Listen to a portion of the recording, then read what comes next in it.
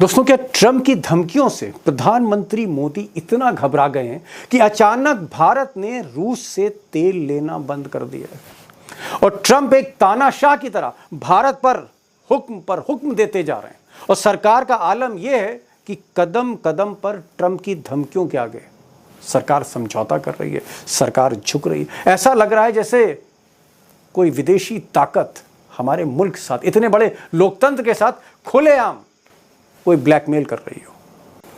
अब गोदी मीडिया तो चुप ही रहती है ऐसे मामलों में, लेकिन दुनिया की बड़ी न्यूज़ एजेंसी रॉयटर्स ने आज एक खबर ब्रेक करी और रॉयटर्स ने खुलासा किया है कि भारत सरकार की जो तेल कंपनियां जैसे इंडियन ऑयल है या भारत पेट्रोलियम है, इन्होंने अचानक रूस की रिफाइनरी से तेल लेना बंद कर दिया।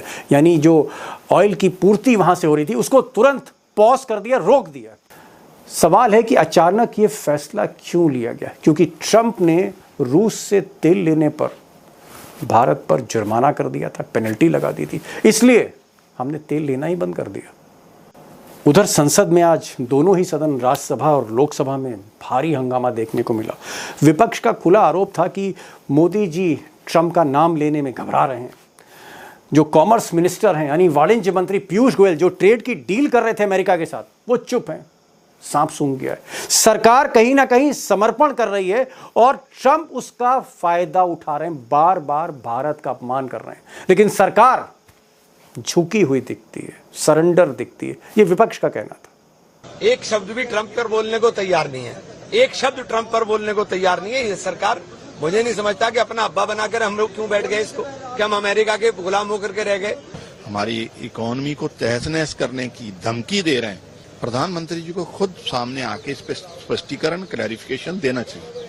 उधर ट्रंप जो बार बार भारत का अपमान कर रहे हैं, बेइज्जती कर रहे हैं सीधे सीधे सरकार की, उन्होंने आज और भी ज़्यादा गजब ढा दिया।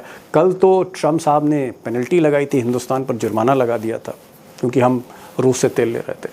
आज ईरान से जो पेट्रोलियम प्रोडक्ट्स जो इंडियन कंपनीज ले रही थी, तकरीबन 8 कंपनियां हैं, उसको ब्लैकलिस्ट कर दिया अमेरिका ने। ट्रंप सरकार ने भारत की 8 कंपनियों पर सैंक्शंस लगा दिए, उन पर प्रतिबंध लगा दिए। यानी एक और मैसेज भारत को दिया कि अगर आप रूस की तरफ देखेंगे, चीन की तरफ देखेंगे, ईरान की तरफ देखेंगे, तो ऐसा ही सिला मिलेगा आपको अमेरिका से।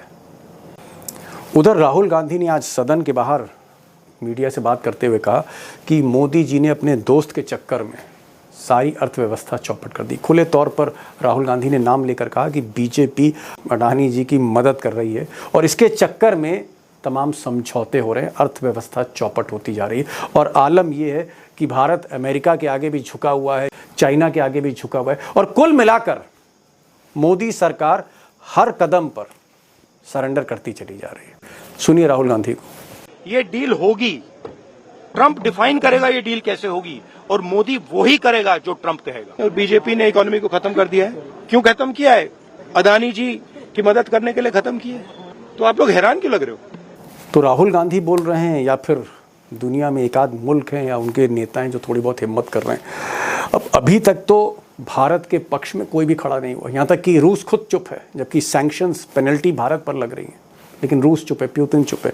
लेकिन ईरान ने आज हिम्मत दिखाई और पुरानी दोस्ती निभाते हुए हिंदुस्तान के साथ, ईरान एकमात्र ऐसा मुल्क है दुनिया में जो भारत के साथ कश्मीर के मुद्दे पर भी खड़ा है और इस मुद्दे पर भी खड़ा। आज ईरान ने कहा कि जो कुछ भारत के साथ या जिस तरह से पेनल्टी लगाई जा रही है या सैंक्शंस किया जा रहा है भारत पर, ये एक तरह से नाइंसाफ़ी है। इतने बड़े लोकतंत्र पर अमेरिका नाइंसाफ़ी कर रहा है। तो कम से कम ईरान ने हिम्मत दिखाई और ईरान भारत के साथ खुलकर खड़ा हुआ। आज की वीडियो में हम बात करेंगे एक ऐसे फैसले की जिसने बैनुल अक़वामी सतह पर सबको हैरान कर दिया है।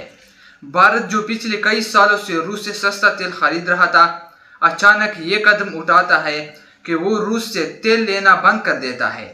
और ये फैसला ऐसे वक्त में सामने आता है जब साबिक अमरीकी सदर डोनाल्ड ट्रंप दोबारा मंजर आम पर आ चुके हैं और अमरीकी सियासत में एक बार फिर से उनकी वापसी की बाज़गुज़र सुनाई दे रही है। तो सवाल ये है, क्या भारत ने यह फैसला ट्रंप के दबाव में आकर किया? क्या नरेंद्र मोदी एक बार फिर अमरीकी सदर के सामने झुक गए हैं, या इस फैसले के पीछे कुछ और राज छुपे हैं? आइए मुकम्मल तफसील से समझते हैं। पिछले 2 साल में भारत ने रूस से सस्ते दामों तेल खरीद कर अपनी मईशत को सहारा दिया। अमेरिका और यूरोपीय मालिक ने रूस पर पाबंदियां लगाए, मगर भारत ने वाज़ेह पैगाम दिया कि वो अपनी आवाम के मफाद को सबसे पहले रखेगा। लेकिन अब अचानक ये पॉलिसी यू टर्न क्यों लेती है? बैनुल-अक़वामी तज्ज़ियाकारों के मुताबिक अमेरिका की सियासी मंजरनामे में एक बार फिर तब्दीली आने वाली है। डोनाल्ड ट्रंप, जो हमेशा से सख्त रवैया रखते हैं, भारत पर भी दबाव डालने की शोहरत रखते हैं। यही वो वक्त है जब भारत की जानिब से पैगाम जाता है कि हम अमेरिका की पॉलिसियों से मुताबिकत पैदा कर रहे हैं और शायद ये मुमकिन ट्रंप हुकूमत को खामोश करने की कोशिश है। नरेंद्र मोदी को हमेशा एक मजबूत रहनुमा के तौर पर पेश किया जाता है, मगर आलमी सियासत में वो कब, कहां और कैसे झुकते हैं, ये कहानी अब चुप नहीं रही। इस फैसले से एक तरफ भारत ने रूस से ताल्लुकात को खतरे में डाला, तो दूसरी तरफ अवामी मफाद को भी पीछे छोड़ दिया, क्योंकि रूसी तेल से आवाम भारतीय शहरी को फायदा पहुंचा रहा था। पेट्रोल सस्ता था, मईशत मुस्तकिम हो रही थी।